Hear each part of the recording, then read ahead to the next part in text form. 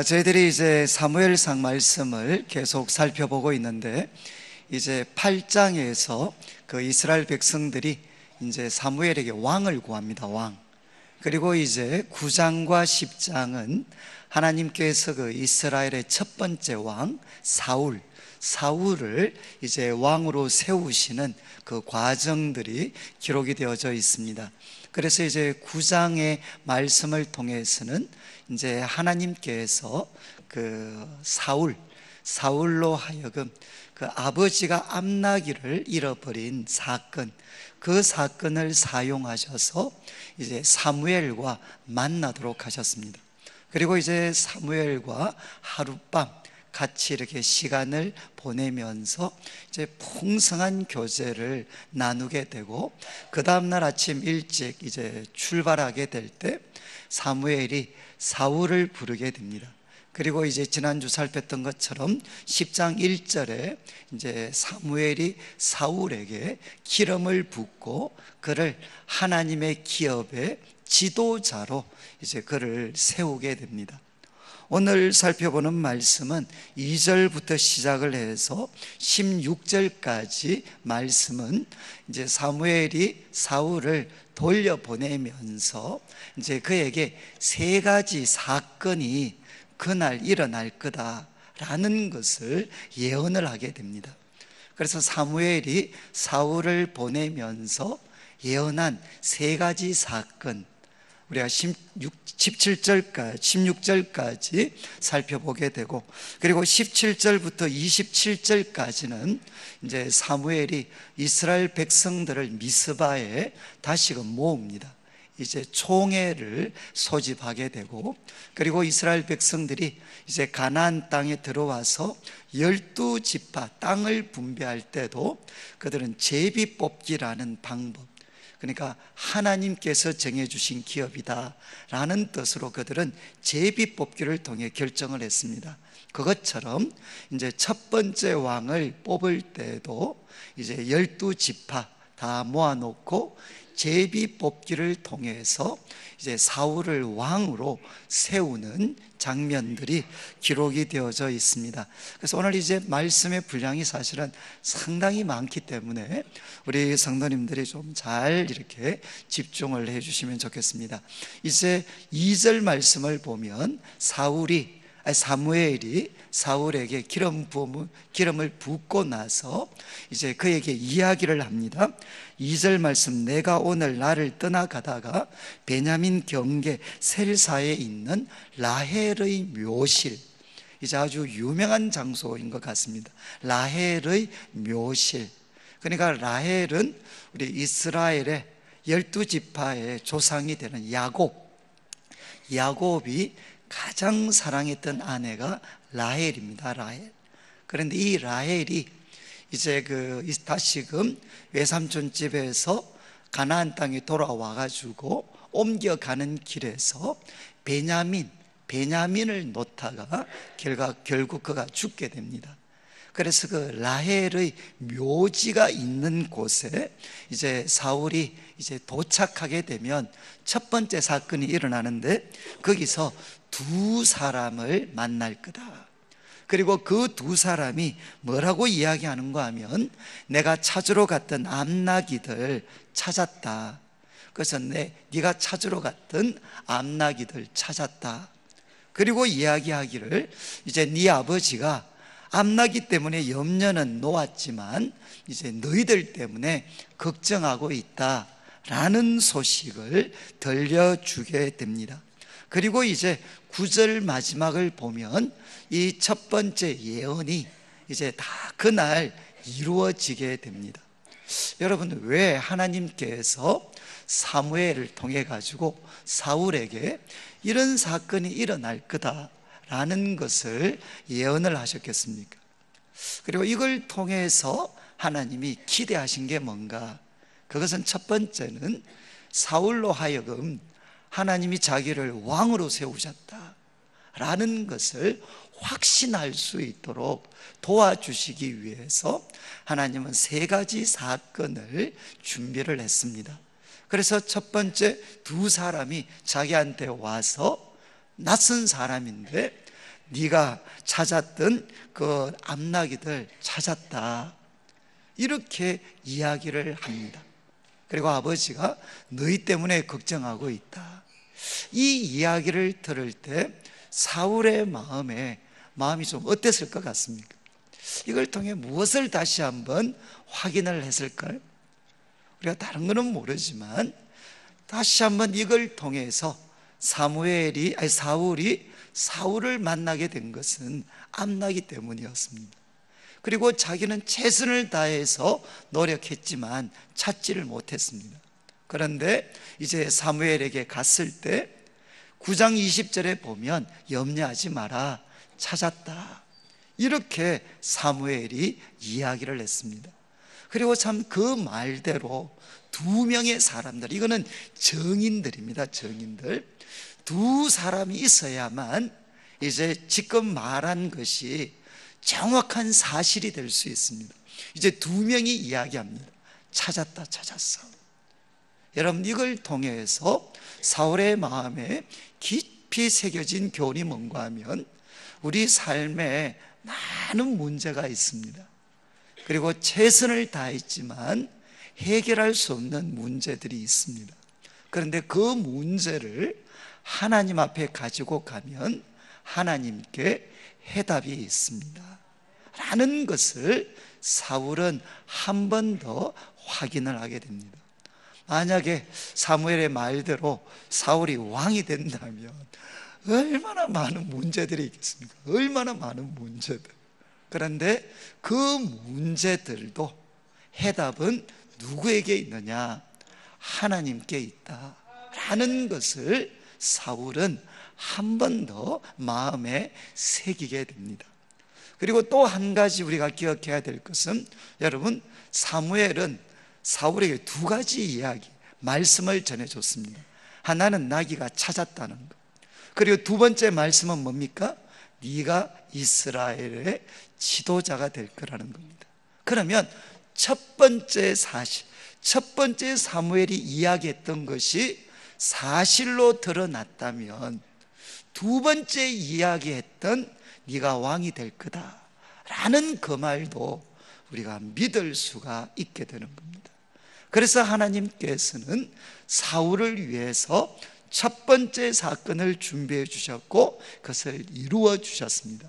그런 다음 3절과 4절에 보면 거기서 조금 더 가서 다볼 상수리 나무, 다볼이라는 지역에 아마 유명한 상수리 나무가 있었던 것 같습니다. 거기에 가면 또 3명의 사람을 만날 거다. 그런데 그 사람들은 베델로 하나님께 예배 드리러 올라가는 사람들입니다. 그런데 베델로 예배 드리러 올라가는 사람들이니까 그들은 무엇을 가지고 있었느냐? 예물을 갖고 있었어요. 예물. 그래서 3절에 보면 한 사람, 마지막 부분에 보면 한 사람은 염소 새끼 셋을 가졌고 한 사람은 떡 3덩이 가졌고 한 사람은 포도주 한 가죽 부대를 가지고 있었습니다. 이 세 사람을 만나게 될 텐데 4절에 보면 그들이 너에게 문안을 할 거다.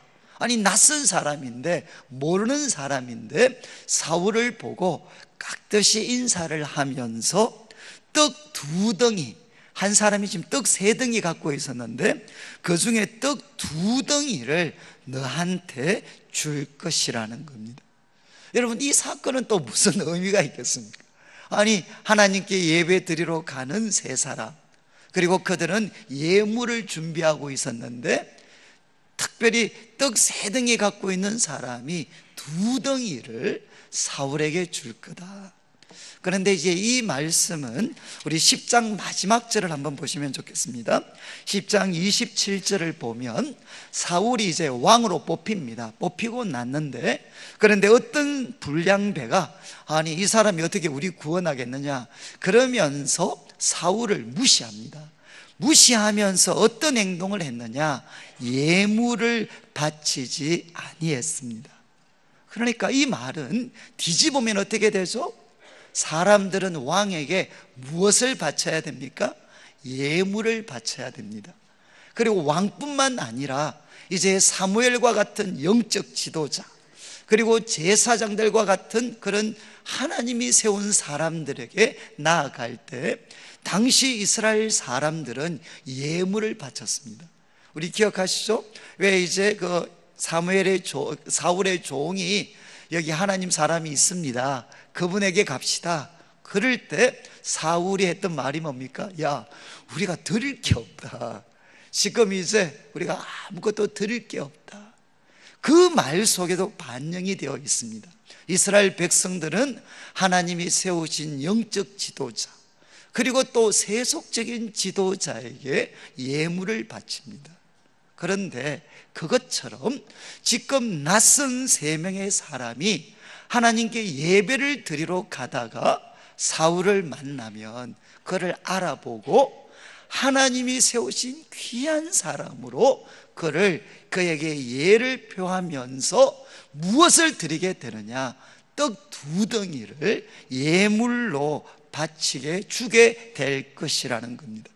결국 이 사건을 통해서 사울은 무엇을 확인하게 되겠습니까? 일이 그대로 성취됩니다. 이 사건이 성취될 때 사울은 깨닫게 되는 거죠. 아, 하나님이 나를 높이셨구나. 하나님이 나를 참 귀하게 정말 만들어 주셨구나 하는 것을 사울은 깨닫게 됩니다.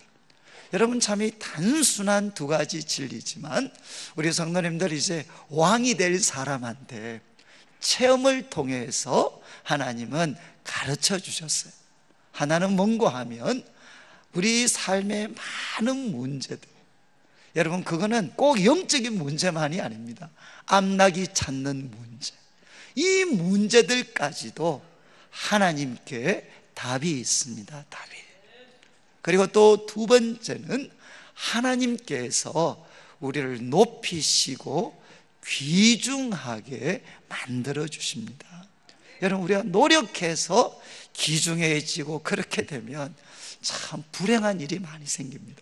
그런데 하나님께서 우리를 높이시고 귀중하게 만들어 주십니다.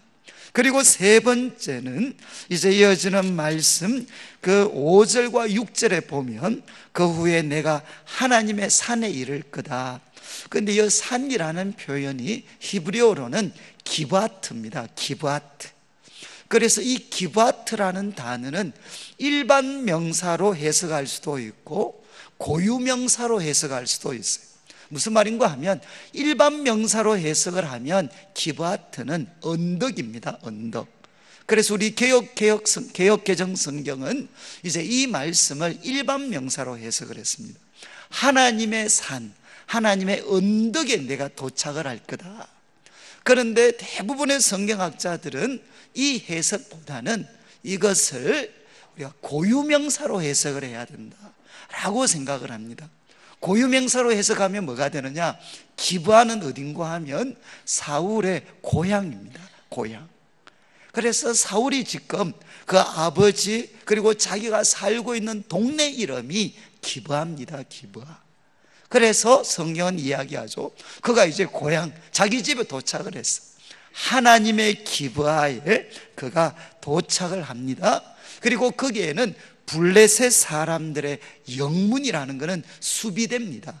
블레셋이 그 기브아 지역까지도 점령하고 그리고 그 영향력을 행사하기 위해서 수비대를 배치했습니다. 여러분, 자기 집의 근처에 있는 블레셋의 그 수비대 영문, 그리로 네가 지나갈 거다. 그리로 통과해서 네 성읍에 들어가게 되는데, 여러분, 그 블레셋의 수비대 영문을 지나서 네가 너희 집으로 가게 되는데 그때 누구를 만날 거냐? 선지자의 무리를 만날 거라는 겁니다. 선지자의 무리. 그런데 이 선지자의 무리가 산당에서부터 내려옵니다. 이제 우리로 하면 예배를 마치고 내려옵니다. 내려오면서 비파, 소고, 저, 수금 여기 비파와 수금은 현악기 쪽입니다. 현악기. 뭐 거문고나 하프나 이런 어떤 현악기고, 소고는 뭐 영어로는 탬버린으로 번역된 곳이 많습니다. 그러니까 타악기입니다. 타악기. 그리고 저라는 것은 대부분 영어 번역은 플루스로 번역을 해놨어요. 그러니까 이거는 관악기입니다. 관악기. 그러니까 현악기, 관악기, 타악기, 그것들을 사용을 해서 그들이 하나님을 찬양하면서 그들이 예언을 하며 내려올 거라는 거죠. 이제 예배를 마친 후에 그들이 모든 악기를 사용해서 예배를 드리고 찬양을 드리고, 그리고 예언하면서 그들이 내려올 텐데, 그들을 사울 네가 만날 것이라는 겁니다. 이런 선지자의 무리를 네가 만나게 될 건데, 그때 이제 6절 말씀을 보면, 그때 너에게 여호와의 영이 크게 임할 것이다. 바로 여호와의 영이 너에게 크게 임할 것이고, 너도 그들과 함께 예언을 하고 변하여 새 사람이 될 거다. 이렇게 세 번째 사건을 예고합니다. 그런 다음 이제 10절 말씀부터는 우리 앞에 두 사건은 간략하게 그냥 지나가고, 10절에는 지금 세 번째 이 사건이 이루어진 것을 성경은 상세하게 설명을 합니다. 그래서 10절, 그들이 산에 이를 때 정말 사무엘이 이야기했던 것처럼 선지자의 무리가 사울을 영접합니다. 그리고 하나님의 영이 사울에게 크게 임함으로 그가 그들 중에서 예언을 하게 됩니다. 그리고 이 모습이 너무 충격적이었기 때문에 11절에 보면, 전에 사울을 알던 모든 사람들이 사울이 선지자들과 함께 예언하는 걸 보고 서로 이야기합니다. 아니, 기스의 아들에게 무슨 일이 일어났느냐? 아니, 도대체 기스의 아들에게 무슨 일이 일어났길래 저 사람이 저렇게 됐냐?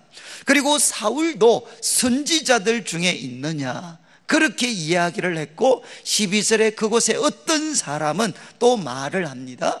그들의 아버지가 누구냐? 이것은 무슨 뜻인가 하면, 사울의 아버지가 누구냐 그런 뜻이 아닙니다. 그들의 아버지, 복수죠, 복수. 지금 사울도 속해 있는 저 선지자들의 아비가 누구냐? 도대체 저들의 지도자가 누구냐? 이런 뜻입니다. 그리고 그러므로 속담이 되어 이르되 사울도 선지자들 중에 있느냐, 그렇게 말을 했습니다. 그래서 이 사울의 변화는 속담이 될 정도로, 아니 사울도 선지자 중에 있느냐 라는 속담이 될 정도로 놀라운 변화가 사울에게 일어났다는 것입니다. 그리고 13절에 사울이 예언하기를 마치고 산당으로 가게 됩니다. 이제 저는 이 말씀을 좀 보면서, 여러분, 저도 이제 이 말씀을 참 묵상을 하면서 하나님이 참 어떤 그런 깨달음 또 교훈을 우리에게 주시나, 저도 이제 한 주 동안 이렇게 곰곰이 생각을 했어요. 곰곰이 생각을 했는데, 그때 참 제 마음에 떠올랐던 그 한 가지 질문이, 여러분, 사사기를 보면, 이제 그 사사기를 보면은 그때 하나님께서 사람을 세우십니다. 하나님의 신을 부어주셔요. 그래서 하나님의 신이 임할 때, 예를 들면 온니엘이나 기브온이나 이런 사람들이 어떻게 되죠? 이제는 하나님의 사사로 세움을 받습니다. 그런데 거기에는 전부 다 그냥 혼자 있을 때 일어납니다. 혼자 있을 때. 그런데 지금 이 사울이 지금은 왕이 되고 또 하나님의 신을 받는 장면에서는 혼자 일어나는 게 아닙니다. 어떤 사건이 일어나죠? 선지자의 무리를 만나게 됩니다. 선지자의 무리. 여러분이 이제 사무엘 상하 그리고 열왕기 상하에 보이지 않지만 아주 중요한 인물들이 누군가 하면 무명의 선지자의 무리들입니다.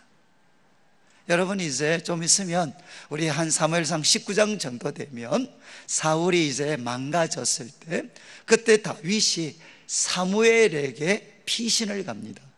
그런데 사무엘이 어떻게 했죠? 선지자의 무리들과 같이 사무엘이 있습니다. 그리고 거기에 소위 수령으로, 대장으로 사무엘이 거기에 등장을 합니다. 그리고 엘리사 선지 때도 그에게 와서 부탁을 하거나 여러 가지 메시지를 전하는 사람이 누군가 하면 선지자의 생도들, 선지자의 무리들입니다. 이들은 어떤 사람이겠습니까? 당시 이스라엘은 블레셋으로부터 큰 고통을 당하고 있었습니다. 그리고 사무엘이 지도를 받았지만 영적으로도 많이 어두워져 있었겠죠. 바로 그런 시대를 바라보면서 안타까워하고, 그래서 하나님 앞에 부르짖고, 그리고 하나님을 갈망하면서 하나님의 백성들을 새롭게 해 주시기를 갈망했던 사람들이 누군가 하면 바로 선지자의 무리들입니다. 그런데 그 무리들이 지금 하나님의 신의 충만함을 받아서 이제 내려오는 거죠. 악기를 막 하고 하나님을 찬양하면서, 그리고 성령의 감동을 받아 그들이 예언을 하면서 내려오는데, 그들과 사울이 만나게 될 때 선지자의 무리를 사로잡으셨던 하나님의 영이 사울에게 크게 임하게 됩니다. 그리고 사울은 변하여서 새 사람이 되게 돼요. 저는 참 이 장면을 이렇게 묵상을 하면서, 과거 이제 저도 청년 시절에 은혜 받았을 때 이렇게 기억이 나요. 그때 제가 혼자서 하나님 가까이 할 때, 그때도 하나님이 부어주셨지만 제 삶에 잊을 수 없는 많은 경험들은 어떤 상태였겠습니까? 마치 우리 청년들이 선지자의 무리들처럼 하나님을 갈망하고 하나님의 뜻을 깨달으려고 하고 하나님의 능력을 덧입으려고 몸부림치는 그런 선지자의 무리들과 제가 같이 있다가, 저도 등달아서 하나님의 신에 충만해졌던, 그리고 저로서는 감히 생각도 못했던 그런 초자연적인 일들, 신비한 일들을 저도 경험했던 순간들이 많이 있었습니다. 그러면서 이제 제 마음에 막 이런 소망들이 일어났어요. 만약에 우리 금요 기도회가 있습니다. 그럼 우리 금요 기도회 그 모임 분들이 선지자의 무리들이 되면 얼마나 좋을까. 이분들이 오실 때 하나님을 만나고, 그리고 어둠 가운데 있는 민족과 교회를 바라보면서 가슴을 치고 하나님의 긍휼을 구하고, 그리고 우리가 살아날 수 있는 하나님의 뜻과 방법들을 구하는, 그래서 하나님께만 모든 소망을 두는 그런 선지자의 무리들로 우리가 모일 수만 있다면, 정말 그들을 사로잡고 있고 그들 가운데 운행하시는 성령님께서 마치 사울처럼 그곳에 우연히 왔다가 그들과 부딪히고 그들과 함께 있기만 했는데, 하나님의 신이 그들 가운데도 역사하셔서 앞으로 이스라엘 가운데 왕이 될 새로운 인물을 세우는 그런 역사들이 우리 교회 가운데, 우리 기도회 가운데 일어난다면 얼마나 좋을 건가.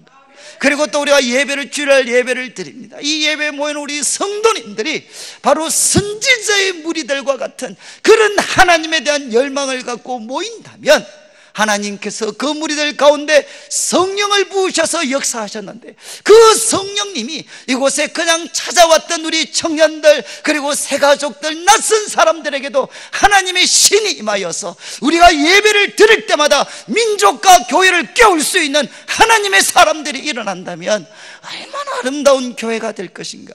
그리고 우리들의 예치 모임을 생각해 보면 그 예치 모임의 모임분들이 선지자의 무리와 같은 그런 갈망을 가지고 모인다면, 그곳에 새롭게 찾아오는 우리 성도님들, 믿음의 어린 분들이 그들과 같이 만나기만 해도 그들 가운데 여호와의 신이 임하는 역사들이 일어난다면, 정말 우리들의 예치 모임이 얼마나 살아있고 살리는 모임이 될 수 있겠습니까?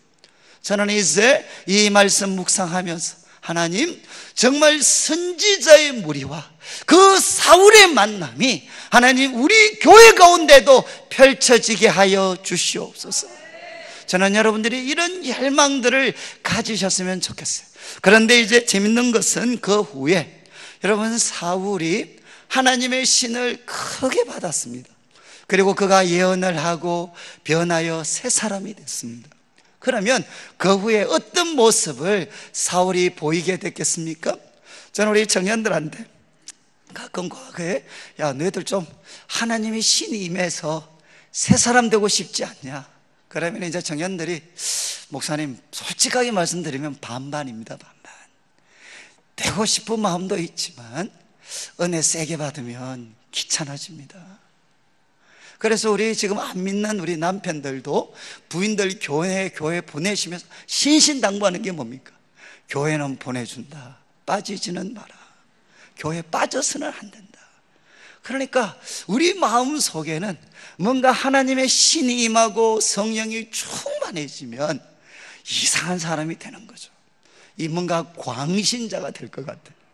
그뿐만 아니라 정말 성령 충만한 사람들에 대한 이미지가, 죄송한 말씀인데, 좋지 않아요. 뭔가 독선적인 것 같아요. 그리고 자기 말만 하고 남의 말은 들으려고 하지 않아요.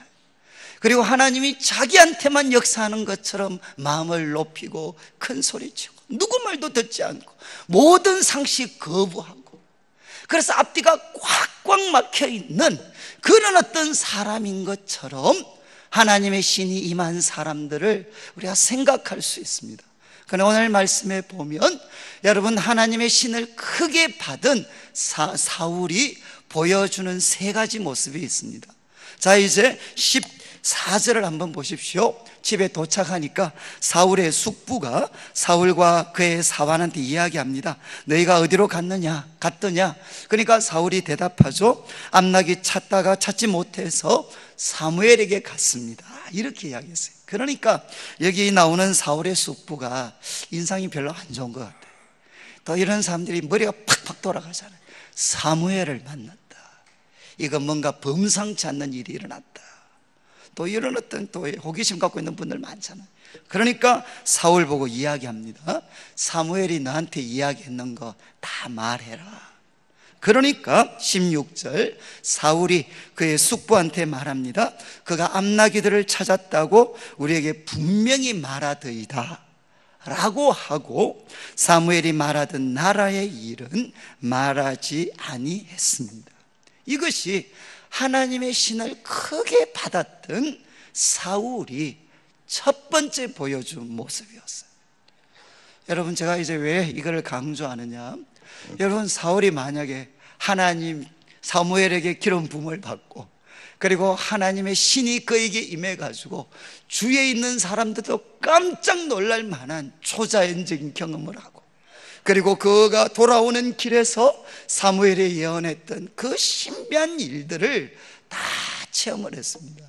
그렇다면 숙부가 물었을 때, 아이고 삼촌 잘 물으셨습니다. 안 그래도 제가 입이 근질근질했는데, 그래서 제가 이번에 가서 사무엘 만났고 그 사람이 저보고 왕이 된다고 했습니다.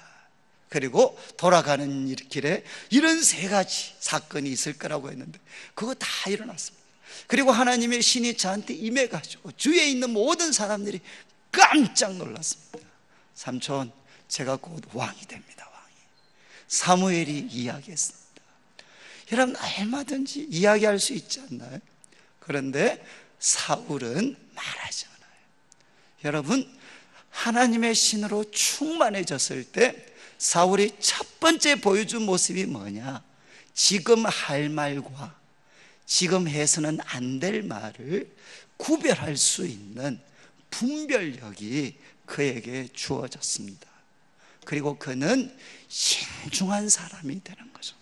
이게 바로 성령 충만함을 받을 때 일어나는 결과라는 것입니다.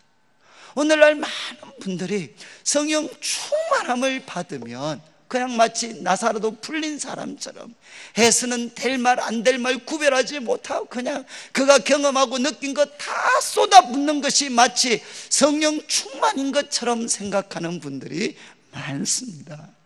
여러분 기억하십시오. 사울이 하나님의 신을 크게 받고 그가 보여주었던 첫 번째 모습은 지금 할 말과 지금 해서는 안 될 말을 구별할 수 있는 능력을 그가 가지게 됐어요. 그래서 신중했습니다. 그리고 그 입에 파수꾼을 세울 수가 있었습니다. 여러분, 지금 우리 한국교회 성도들, 특별히 우리 성도님들, 저와 같은 목회자들에게 가장 필요한 게 무엇이겠습니까? 성령 충만하면 말이 많아지는 게 아닙니다. 성령 충만하면 하나님의 통제를 받기 때문에 모든 말을 하나님의 때에 맞게 할 수 있는 분별력이 그에게 주어진다는 것입니다. 이해하시겠죠? 그 다음에 이제 두 번째, 우리 17절에 보시면 사무엘이 백성을 미스바로 모읍니다. 그리고 이스라엘 자손에게 이스라엘 하나님께서 이같이 말씀하셨다. 그리고 내가 너희들 건져냈다. 그리고 19절, 너희는 너희를 모든 재난과 고통 중에서 친히 구원하여 내신 너희의 하나님을 오늘 버렸다. 그리고 왕을 세워달라 그랬다. 그래, 그 요구대로 해줄게. 그리고 19절 마지막에 너희 지파대로 1000명씩 여호와 앞에 나오라. 그리고 20절, 사무엘이 이스라엘 모든 지파를 가까이 오게 하고 제비를 뽑았는데 베냐민 지파가 뽑혔습니다. 그리고 또 21절, 베냐민 지파를 그들의 가족별로 가까이 오게 했는데 마들의 가족이 뽑혔고 그 중에서 기스의 아들 사울이 뽑히게 되는 겁니다. 여러분, 저를 한번 보시죠. 여러분, 지금 이제 결국 사무엘이 이스라엘의 왕으로 사울을 세울 때, 뽑을 때 어떤 절차를 하느냐 잘 기억하셔야 됩니다. 제비 뽑기를 합니다. 다 모아놓고, 그리고 앞에서 말씀드린 것처럼 이스라엘이 12지파 땅을 분배했을 때 했던 거와 똑같이 결정권은 하나님께 드립니다 라는 표시로 그들이 제비 뽑기를 했습니다. 그리고 그 과정, 그 정당하고 합법적인 절차를 통해 사울이 뽑히게 됩니다. 온 이스라엘의 왕으로 뽑히게 돼요. 여러분, 좀 이상하지 않습니까? 여러분, 사무엘은 사울이 하나님이 택하신 사람으로 왕으로 택하신 자라는 걸 알았습니다. 이미 기름 부었어요. 그렇다면 이게 훨씬 멋있지 않나요? 모든 이스라엘 백성들을 쫙 모아놓고 내가 이제 하나님의 계시를 너희들한테 전한다. 다 모아놓고, 그리고 이제 근엄한 목소리로 하나님이 말씀하셨다. 하나님이 택한 사람은 기스의 아들 사울이다. 그러면 이제 사울이 뚜벅뚜벅뚜벅 걸어놓고 성도들은 박수 막 치고 딱 굴러앉으면 이제 사무엘이 기름을 쫙 붓는 거죠. 그러면 여러분, 사무엘이 좀 있어 보이지 않나요? 그리고 정말 영적 근위가 막 생길 것 같지 않아요? 얼마든지 이렇게 할 수 있잖아요. 그런데 사무엘은 그렇게 하지 않습니다. 다 모아놓고 그 다음 여러분, 제비 뽑아서 12분의 1, 베냐민 뽑히려고 그러면 12분의 1이잖아요.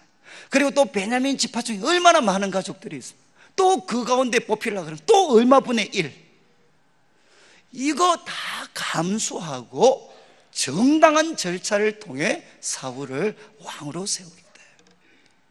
제가 왜 이 말씀을 강조하느냐, 오늘날 우리 한국교회가 많은 아픔을 겪었습니다. 그 아픔의 중심에 있었던 게 뭐냐, 우리 지도자들이 하나님께 감동을 받았다. 그거 틀리지 않아요. 맞을 수 있습니다. 그런데 하나님이 감동해 주셨다, 하나님의 뜻이다 라는 한 가지로 우리 백성들에게 거쳐야 될 정당한 절차와 과정을 무시해버린 겁니다. 거기서 어떻게 됐죠? 한국교회는 수많은 오해와 불신과 반목과 독선이 한국교회 성도들을, 교회를 참 어렵게 했습니다. 여러분 보십시오. 사무엘은 하나님이 사울 세웠다는 거 알았습니다. 그렇지만 그 믿음이 정당한 절차, 제비 뽑기를 해도 그 과정을 통해 사울을 하나님이 세우실 것이다, 그까지가 바로 믿음이라는 거죠. 믿음. 그런데 우리는 하나님의 뜻이라는 거 앞세워서 그게 마치 대단한 믿음인 것처럼 생각을 해서 정당한 절차를 무시해버리는 그런 오류를 범할 수가 있습니다. 여러분, 가정에서도 똑같습니다. 저는 이제 우리 성도들, 특별히 우리 안 믿는 남편을 두신 우리 부인들, 우리가 주님께 섬기는 게 참 어렵습니다. 뭐 특별히 헌금과 관련된 걸 할 때 그래도 여러분들이 그냥 못하셔도 괜찮으니까요. 정말 하나님이 주신 감동이다 그러면 남편, 아내 승낙을 받으셔야 돼요. 여러분, 하나님이 나한테는 역사하고 옆에 있는 사람은 뭡니까? 속된 말로 마귀의 자식인가요? 그거 아니잖아요. 여러분, 감동을 주시는 분은 우리가 한 번면 여러분 다 옆에 있는 사람 능력 없는 것 같고 영감 없는 것 같아도 알 거 다 압니다. 그러니까 어떻게 해야 되죠? 하나님의 감동이 정당한 절차를 통해 언제나 검증이 되셔야 돼요. 지금 사무엘이 우리한테 보여주는 게 이거죠. 이렇게 세웠습니다. 그런데 사무엘이 보여준 반응이 뭡니까? 사울이 보여준 반응이 뭐죠? 없어요, 사람이. 아니, 자기가 뽑힐 줄 사실은 사울이 알았을 거 아닙니까? 그리고 이미 알았으니까 연설문, 수락 연설문 이런 거 준비하고 있어야 되는데 지금 22절에 보면 없어요, 사람이. 그래서 성도들이 묻습니다, 하나님께. 그 사람 왔습니까? 그때 하나님이 왔다. 그리고 22절 마지막에 그가 진보다리들 사이에 숨었다. 여러분, 이것이 하나님의 신으로 충만했던 사울이 보여준 두 번째 모습입니다. 여러분, 사울의 특징이었던 그 겸손함이 하나님이 신이 임했을 때 없어진 게 아니고 더 선명하게 나타났죠. 왕으로 뽑히는 그 순간에도 그는 진보다리 뒤에 숨으면서 하나님, 저는 자격이 없습니다. 여러분, 꼭 기억하십시오. 성령 충만하다고 생각하시는 사람들, 여러분, 내가 진보다리 뒤에 숨어 있어야 될 사람이지 앞으로 내가 빵빵 나서는 것, 정말 나는 그게 걸맞는 사람입니다 라고 생각하면 속된 말로 표현하면 맛이 갔을 수 있습니다. 이해하시겠어요?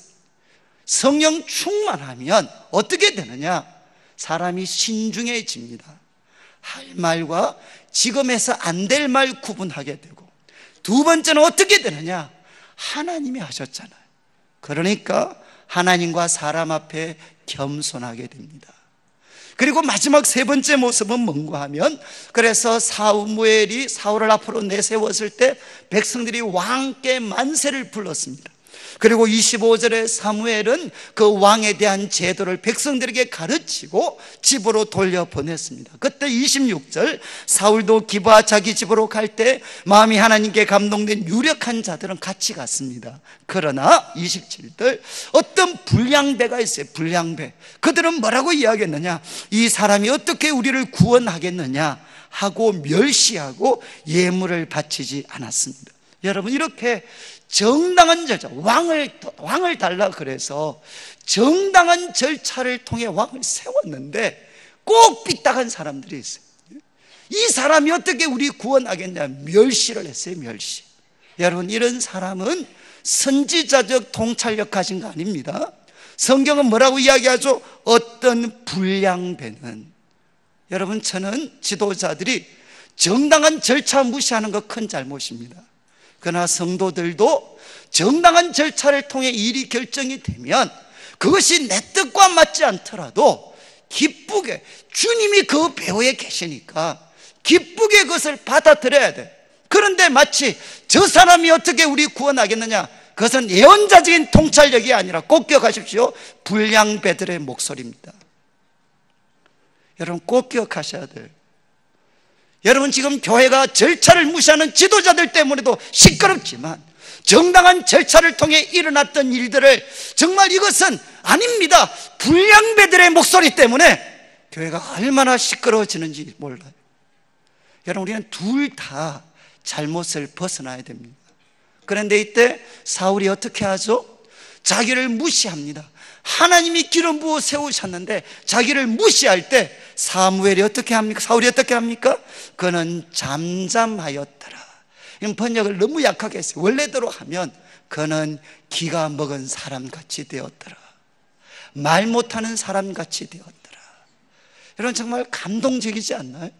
그렇게 자기를 비웃는데 그는 듣지 못하는 귀가 먹은 사람처럼, 말을 할 줄 모르는 벙어리처럼 그는 잠잠하게 됩니다. 여러분, 성령 충만해서 우리가 능력 받았다 그러면 그 능력은 반대자를 제압하는 게 아닙니다. 여러분, 성령 충만할 때 능력은 뭐냐? 우리들을 그렇게 힘들게 하는 반대자들을 제압하고 싸우는 게 아닙니다. 이 세상에서 제일 쉬운 것은 뭐냐? 싸우는 겁니다. 그런데 사울은 어떻게 했죠?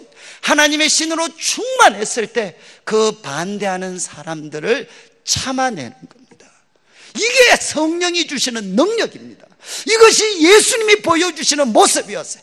그 모든 반대자들의 목소리를 참아냅니다. 그리고 무엇을 기다리죠? 하나님의 때를 기다리는 것입니다.